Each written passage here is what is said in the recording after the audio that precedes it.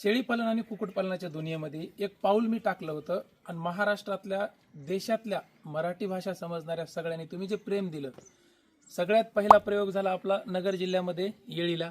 खूप सारे लोक आले, प्रचंड प्रतिसाद. 350 लोकांना त्या जिल्ह्यामध्ये तिथं पदशीरपणे आपण ट्रेनिंग दिलं, एक दिवसाचं प्रॅक्टिकल.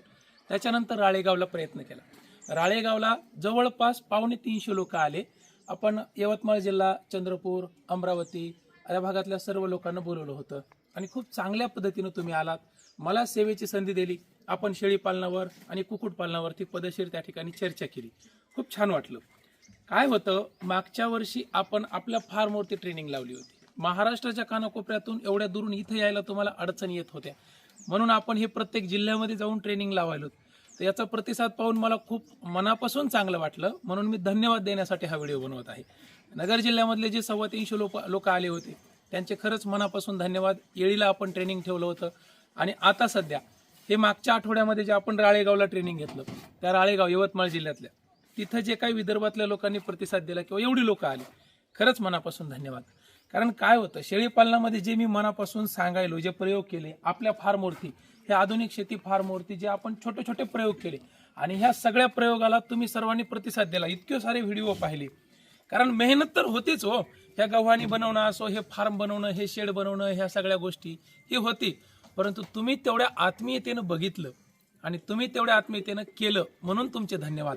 काय होतं साहेब, आजवर शेळीपालनाच्या योजना कोणी समजावून सांगितल्या नाही. आता मी प्रमाणपत्र आणि सगळ्या गोष्टी घेऊन तुमच्या जिल्ह्यात येत आहे. त्या ठिकाणी मी कितीही द्यायला बसलो तर घेणारा पाहिजे, घेणाऱ्या माणसावर अवलंबून आहे. त्याच्या अगोदर पण योजना होत्या, 1-1 कोटीपर्यंतच्या योजनेच्या संदर्भात आपण माहिती दिली, लोकांनी घेतलं नाही.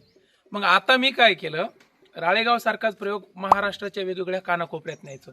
कारण हे जे धन होतं, आपली जी मातीतली शेळी होती, ह्या शेळीला कोणी स्पष्ट किंवा चांगल्या उंचीवर सांगितलं नाही समजावून.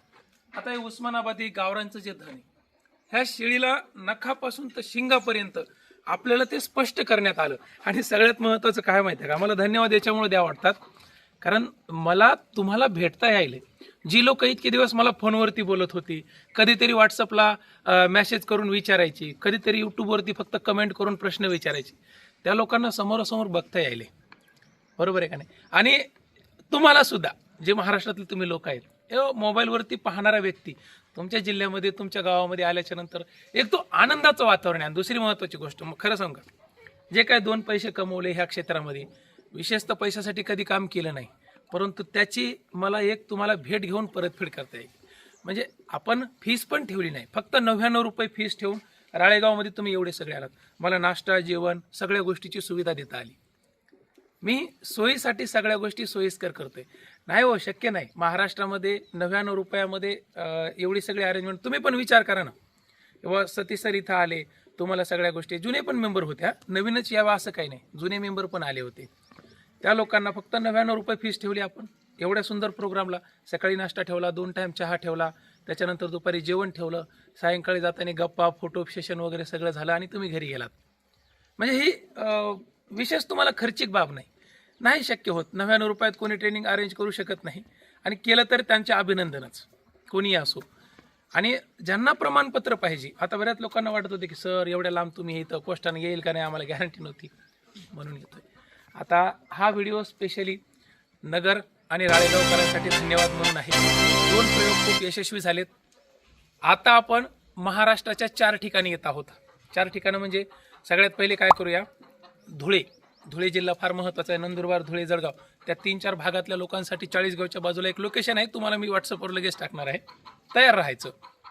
दुसरा मुद्दा, आपण काय केलं की एक लोकेशन पुण्यामध्ये ठेवते, पुण्याचा सेंटर पॉईंट, ज्या चारूज फार्मचा मी तुम्हाला व्हिडिओ टाकला होता, त्या चारूज फार्मवरती पुण्यामध्ये लावत आहे. तिसरं लोकेशन आहे बुलढाणा जिल्ह्यातलं देऊळगाव राजा, त्या ठिकाणी. मी आता हे बघा, तुम्हाला टचमध्ये राहावं लागणार आहे. तारका त्यांच्याशी डिस्कस करून, आणि सहसा रविवारच राहणार, सुट्टीच्या दिवशी सगळं नियोजन करूया आपण.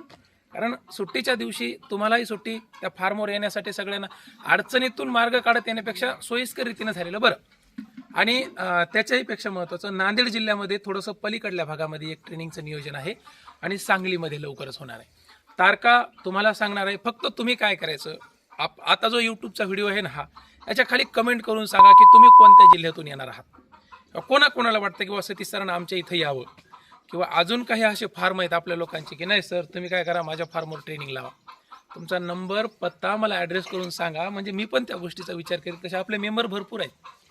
हा प्रयोग आहे लोकांच्या भेटीगाठी करण्यासाठी, लोकांचे फार्म पाहण्यासाठी आणि त्या लोकांचं संघटन करण्यासाठी. आता तो राळेगावचा एक ग्रुप झाला, इकडं नगरचा एक ग्रुप झाला, तसे हे उद्या भंडाऱ्यामध्ये पण लवकरच भंडाऱ्यामध्ये पण ट्रेनिंग होते. गोंदिया, गडचिरोली, भंडारा, वर्ध्याचा वरचा पट्टा, ह्या सगळ्या लोकांसाठी तिथलं भंडाऱ्यातलं ट्रेनिंग महत्त्वाचं येत आहे. कारण इथं कसं आहे, इथं छोटे छोटे प्रयोग केले हो मी, तुम्हाला थोडंसं अडचण येऊ लागल्या आणि येणारे लोक येऊन गेले ना. 11,000 लोकांचा टप्पा ओलांडला आपण ट्रेनिंगचा, लोकांना ट्रेनिंग दिली.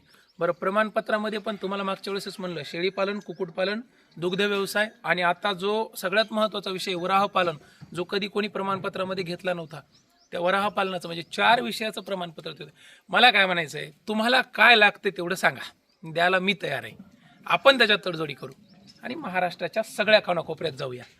फक्त तुमची तयारी असली पाहिजे. बघा, आता मला कारण सांगायचं नाही. तुम्ही काय म्हणत होते, सर तुमचा फार्म थोडा लांब आहे, याला अडचण होईल, सगळं होईल. आता मी माझा फार्म सोडून तुमच्या जिल्ह्यात येत आहे. तुमचं काम आहे, कर्तव्य आहे. तुम्ही स्वतः ह्या विषयात काम करणारे ती लोक आणि त्याचबरोबर तुमच्या आजूबाजूची किंवा नातेवाईकामधले जे योजना घेण्यासाठी खरंच गरजवंत आहेत किंवा जे योजना घेण्यासाठी सक्षम आहेत, त्या सगळ्याला घेऊन यायचं काम तुमचं आहे. अजून शेळीपालनात मी काय करावं असं तुम्हाला वाटतंय, मला सांगा, आपण त्याच्यात उतरूया. ठीक आहे. परत एकदा धन्यवाद नगरकर आणि धन्यवाद राळेगाव किंवा यवतमाळ जिल्हा, या ठिकाणी आलेल्या प्रत्येकाचे मनापासून धन्यवाद. अजून तुम्हाला शेळीपालनामध्ये काय सेवा देता येईल ते मला कमेंट करून सांगा आणि हा व्हिडिओ जरा जास्त लोकांपर्यंत पोहोचू द्या. धन्यवाद.